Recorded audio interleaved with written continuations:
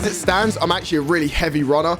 I've not really got a long distance runner build, and I'm currently weighing in at 14 stone 1, or about 89 kilos, and that's a low weight for me at the moment. The question I've been asked the most about this is how I'm possibly training to put my body through 30 ultra marathons, 30 to 45 miles every single day. And today we're going to look at that. So this is how I've been preparing so far, and the plans for the program in the future. We're going to introduce my coach and the philosophies behind this whole training aspect of what I've been doing.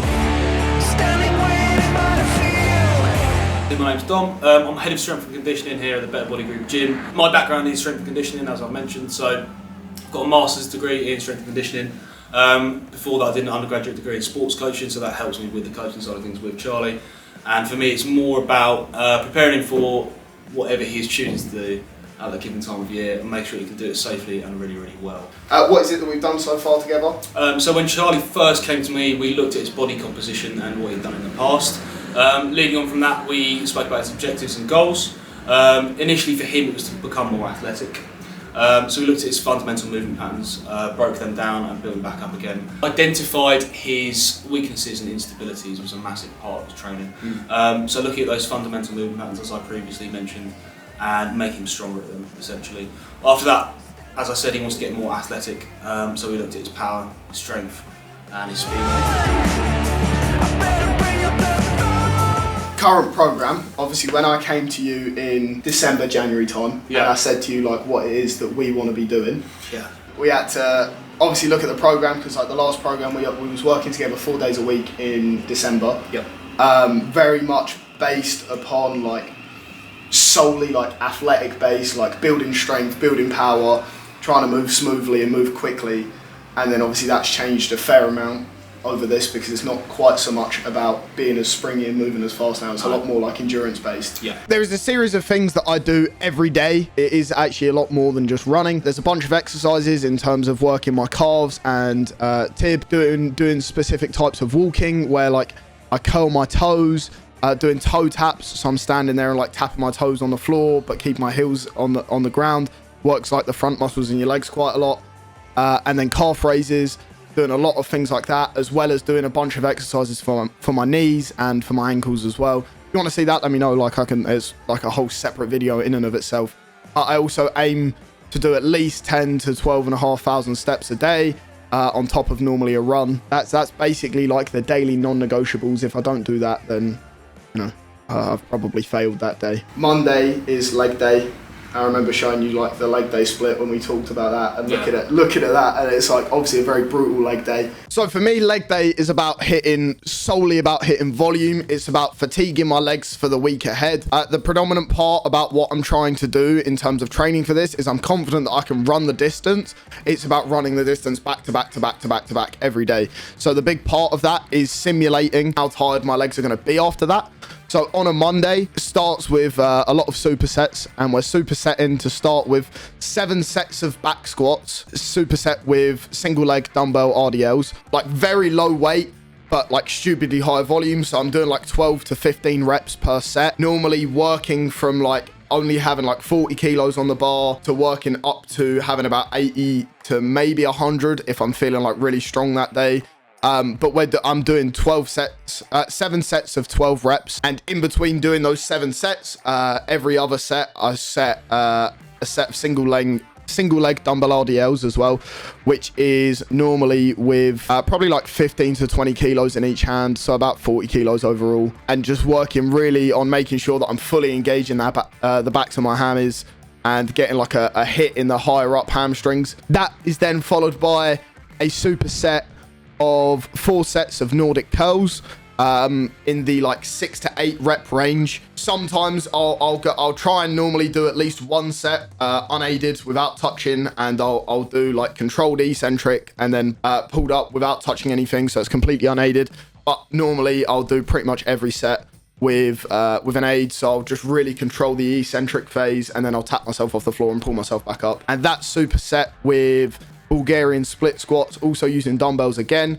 So that'll be basically I'll do 6 to 8 reps of Nordics, and then I'll do 6 reps on each leg, 6 to 8 reps on each leg, split squats. Once again, that's with like normally about 20 kilos in each hand because I'm using dumbbells for this.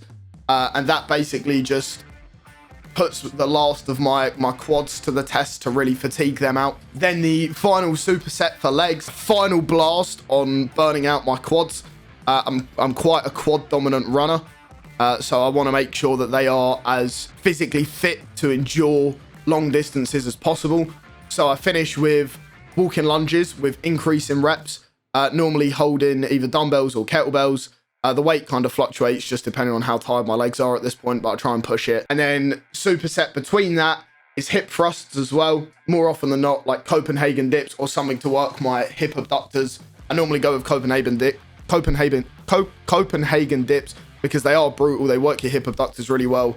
It's quite a nice way to strengthen like some muscles that can get really tight while you're running. And to help sort of like loosen those off in different dynamic patterns. Tuesday is one of our days together. Normally where we do like very compound strength and stuff. So I'll run through some of the stuff that we've been doing together. Specifically, Charlie, alongside the running, wanted to focus on his strength and develop his strength a little bit. So he looked at his deadlifts. We're aiming for 200 kilo deadlift. We're not far off that now. Feel that stack, and your lats go back. When you get the quad drive and you drive out, bang, that's pressing yourself. We're at 160 last time we did it, which was a couple of weeks ago. I think there's plenty more in the tank. I think you have more in the tank, and I think it'll be more than that today because we did it today. Yeah. Again, on the fundamental movement patterns we've been doing, either a bench or a row. Okay, so it's a horizontal push or pull exercise for him. Again, just to keep his body strong, healthy, functional, and keep his muscle mass as well to an extent because that's something that you've worked hard for and we've developed. We start to move into isometric exercises as well. This places a different type of stress on the body. It means an exercise where you're not moving, so there's no contraction of the muscle necessarily. Miserable. That is a big mental one. And it's something that I do a lot with him in terms of, like you said, mental conditioning as well. Yeah, but that's fucking miserable. So things like wall sits or Nordic holds we tend to do. So a lower body anterior or posterior movement whereby he is holding a position, usually with external load in order to strengthen the muscle. Again, something you've had to build up very, very slowly because you are susceptible to injury when you do a lot of those.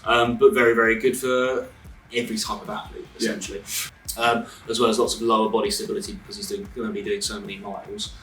So things like farmers carry marches or suitcase carry marches, which are really, really boring, but it's a necessary. It's a necessary. Lots of core, lots of stability, lots of lower body bits and bobs going on there. And then we move on to more fun bits and bobs. So ring pull-ups or dips, just to keep the upper body functioning and strong. Keep them looking good in front of the camera. And then lots of sled. Yeah. Sled is always good fun. Again, unilateral, lots and lots of load, working all the muscles that be working when he's running, but under stress. Under a lot of external load and external stimuli. Wednesday is generally just go out and run for as long as I can. I normally aim for like minimum half marathon to like 15, 20 miles. Really depends on like my timings for the day because obviously like, you know, you end up being out running for like 2+ hours. So I tried to hit that on a Wednesday. By that point, I've had Monday and Tuesday doing like legs and very compound lifts. So my legs are very fatigued and it's quite simulatory of, you know, what it's going to be like running extensive distances every day. And our power/plyometric day, which is more for injury preventative measures. Things like very, very gentle pogos, calf raised walks, bounds on single leg, again, unilaterals, keeping him nice and healthy, and to make sure that he's not bringing balance on the side because when you're running that becomes a massive issue. As well as the little power bits and bobs that we do in terms of vertical jumps. Again, not really replicable to running, but a good athlete's movement. And very fun. And very fun. I always enjoy a good falling off of a box. Yeah, box jumps, single leg box jumps. We do lateral hurdle hops as well, again, keeping it every plane of motion healthy. And fun. Of course, yeah. Exactly, and loaded vertical jumps as well. Those are like doing the plyometric stuff. I think has been one of the biggest benefits to like my injury and coming back from that specifically, because obviously like one of the big things that I lost was a lot of ankle strength through all of that and mobility. Yeah. and then literally says here, kill with sort of like the program there. So keep him conditioned and his heart working different zones as well. Yeah. Really, really important. I've really enjoyed like zone 4 and 5 training. Yeah. Like, I think that's probably one of the things that like I enjoy the most. Like, I love sprints. I love hitting an assault bike followed by a ski and just like making sure that I'm fucking dead at the end of the session. Yeah. Friday is a day for me to just go in and I'll normally like hit like a decent length run, sort of like 5 to 10 miles on a Friday, and then blast out like a bunch of other exercises, just hitting a lot of muscle groups that I didn't necessarily hit throughout the week. Things like rear delts, front delts, a lot of chest stuff, generally quite a bit of upper body movement and things like that, just to keep like upper body in shape and make sure I'm not focusing just legs. Then once again, Saturday is another day where normally I have a bit more time, so I just go out and I run. Generally, once again, try and push for sort of 15 to 20 miles. Obviously, once again, my legs are pretty spent at this point. I've run 5 days in a row. I've trained 5 days in a row. And now it's, another day to just run. And then Sunday is the final day of the week, and I take Sunday at the moment to rest. That will be changing soon, and I won't have the rest day on a Sunday, and Sunday will become another long run day. But at the moment, I want to give my legs the best opportunity to sort of actually grow into what they need to be, and by taking at least one rest day, that allows that to happen before I go back into another leg session. That is going to change all within like the next week or two, to be focusing a lot more like specifically on running. But I'll throw up my current split here, like if you do want to see some of the more specific like breakdowns of the exercises and stuff. I am running 6 days a week at the moment. The distance changes. I have long, medium and short runs. Short is anything like below 5 miles. Medium is anything between 5 miles to a half marathon.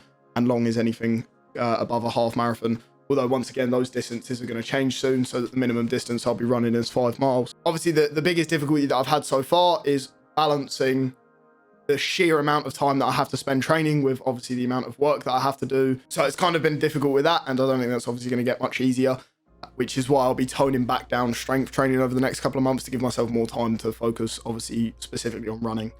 But if you do have any questions, anything that you want to know more in depth about this, please do let me know. If you want to see a video on what I'm doing for ankle and knee health and strength, because that is more or less a whole video in and of itself, let me know, because I'm happy to cover that as well. It's something that I think will help a lot of people. So far, like that is the split that I've been following for the last 2 months, and over the next 2 months leading into the actual event itself, it is going to change, and there'll be another video coming out about how that's changed and what's different now. Yeah, for now that's been working really well. I've seen a lot of like functional body changes, and so far seeing like a change in my physique and stuff quite a lot.